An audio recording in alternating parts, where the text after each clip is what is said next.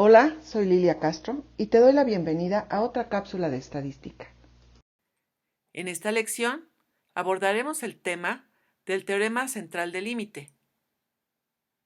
Nos vamos a introducir con un marco conceptual, después veremos la distribución de muestreo para finalmente concluir con la definición del teorema central del límite.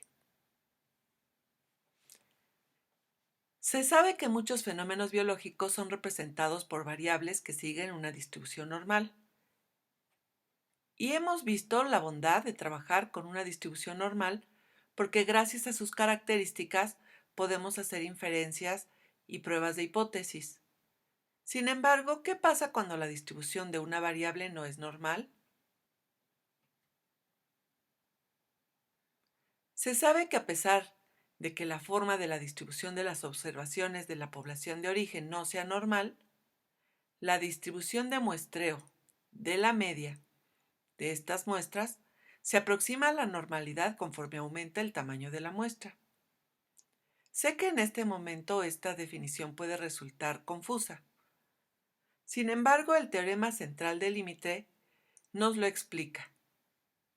Antes de ello, voy a iniciar con la definición de distribución de muestreo. Creo que esto nos aclarará. Para explicar mejor el concepto de distribución muestral, voy a recurrir a un ejemplo. Supongamos que tenemos una población de 5 elementos. A partir de esta población, voy a tomar muestras de tamaño 2. Por lo tanto, tendré un gran número de subconjuntos de muestras de tamaño 2. Voy a tener un conjunto, una pequeña muestra subformada por el número 1 y 1, cuyo promedio va a ser 1. Pero también tengo la muestra formada por el número 1 y el número 2, cuyo promedio es 1.5, y la muestra formada por el número 2 y el número 1, que tiene el mismo promedio. Si vamos haciendo este conjunto de muestras, 3 con 1, su promedio es 2, y así sucesivamente, vamos a llenar este cuadro con estos promedios.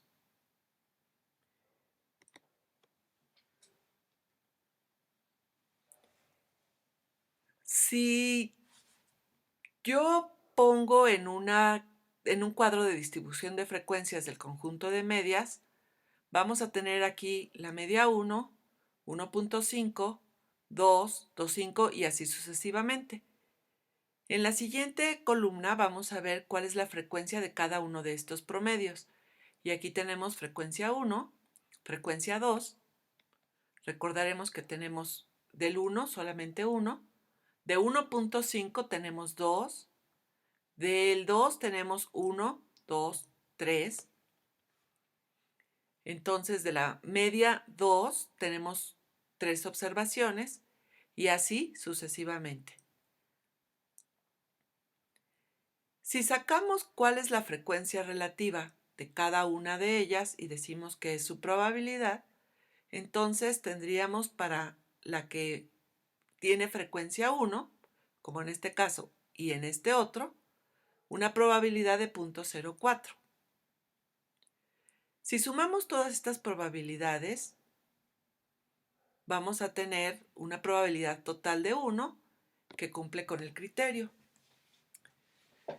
¿Cuántas muestras yo puedo formar a partir de una población de 5 elementos, muestras de tamaño 2? Para ello, se calcula que hay 25 muestras posibles de tamaño 2 y cuando yo grafico esta probabilidad, 1, 2, así hasta 5, voy a tener este diagrama. ¿Qué pasa si ahora decido graficar y considerar muestras de tamaño 3? Hago el mismo ejercicio y voy a tener mayor número de promedios y la frecuencia se va a distribuir de esta manera. La frecuencia relativa o probabilidad de cada una de estas medias, de acuerdo a su frecuencia, va a dar 1, la suma de ellas, y si yo lo grafico, voy a tener esta curva. ¿Cuántas muestras posibles de tamaño 3 se obtienen? Tenemos 125 muestras. ¿Qué pasa ahora si yo tengo para este mismo conjunto poblacional de 5 elementos, quiero hacer el número posible de muestras de tamaño 4? Aquí obtengo la media, la frecuencia de cada una. Vemos que ahora tenemos muchas más categorías, muchos más promedios. La probabilidad va a ser cada vez más pequeña. La suma finalmente igual tiene que ser 1.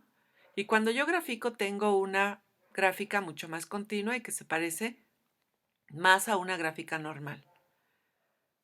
¿Cuántas muestras posibles de tamaño 4 se pueden obtener a partir de una población de 5 elementos? 625.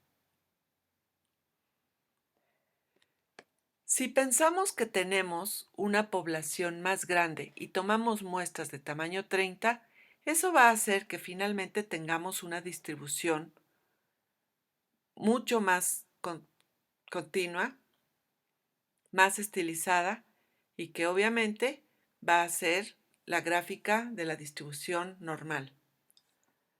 A esta gráfica, a la que sale a partir de estas muestras, de los subconjuntos de muestras, y cuando se grafica el promedio, su frecuencia, se le llama distribución muestral.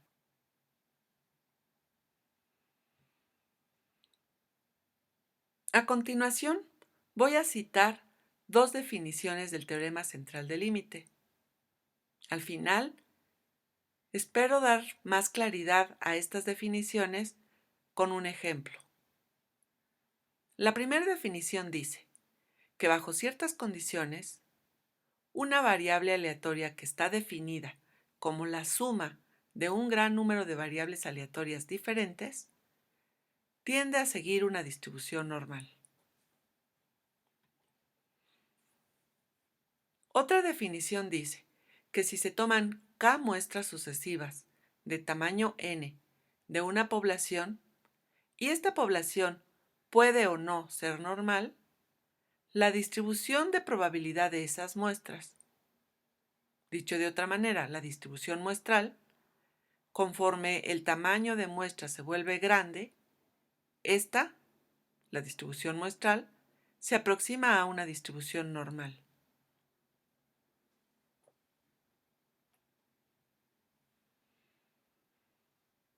Veamos el ejemplo. Supongamos que existe una comunidad X que tiene un gran número de familias. Cada familia al interior tiene diferente número de integrantes, diferentes hábitos de consumo y por lo tanto, cuando se le pregunte el consumo de kilocalorías a cada sujeto de la familia y después se obtenga el promedio por familia, esto va a tener una gran variabilidad.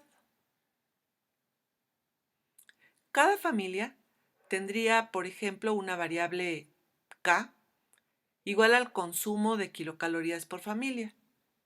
Y si obtenemos la media y la distribución por familia y graficamos esta media y esta distribución, como las familias tienen un consumo diferente y una función de probabilidad distinta, vamos a obtener una función de distribución muestral distinta.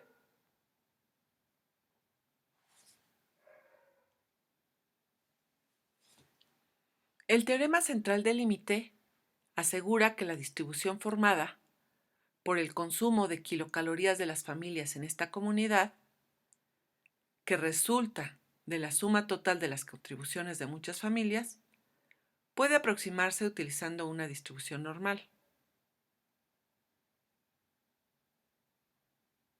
Dicho de otra manera, la distribución que se obtiene de los promedios de kilocalorías de cada una de las familias, cuando se hace una gráfica de distribución, esta gráfica se va a distribuir de manera normal.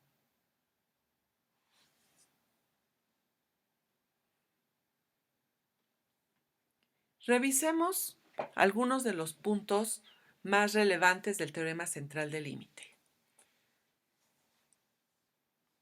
Si extraemos muestras de tamaño n y consideramos una variable aleatoria cualquiera, se calculan los promedios muestrales de estas muchas muestras.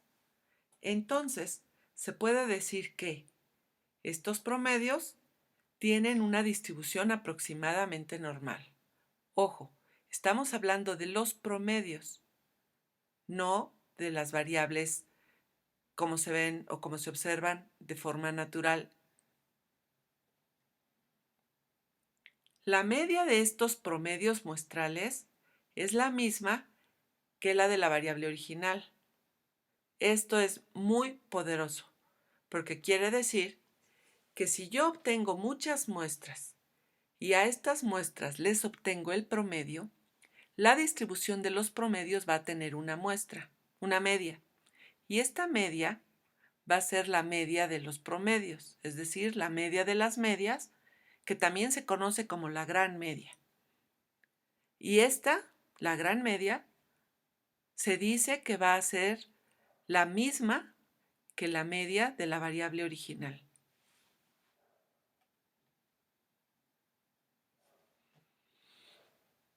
La desviación típica de los promedios disminuye cuando se obtiene o se divide con un factor de raíz de n. A esto se le conoce como el error estándar y tiene gran importancia en estadística.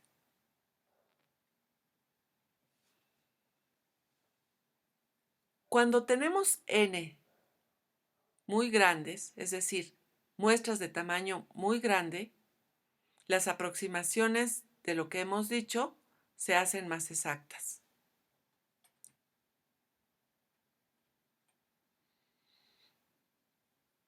El teorema central del límite justifica la importancia de la distribución muestral.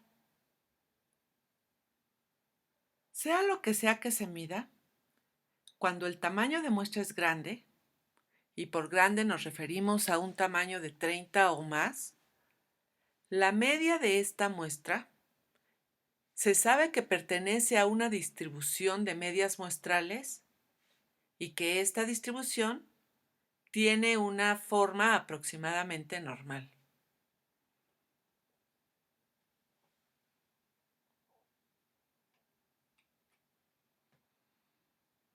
¿Qué tan grande tiene que ser la muestra?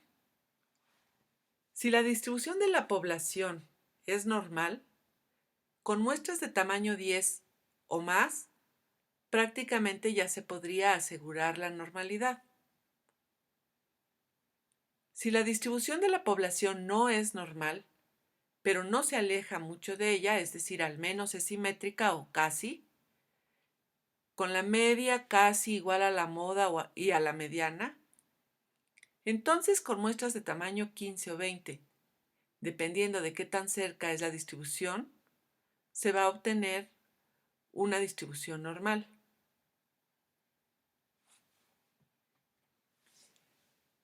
Si tenemos el caso de una distribución de población que no es normal y el alejamiento a la normalidad es muy fuerte, tenemos distribuciones asimétricas con mayores probabilidades en los extremos o con varias modas.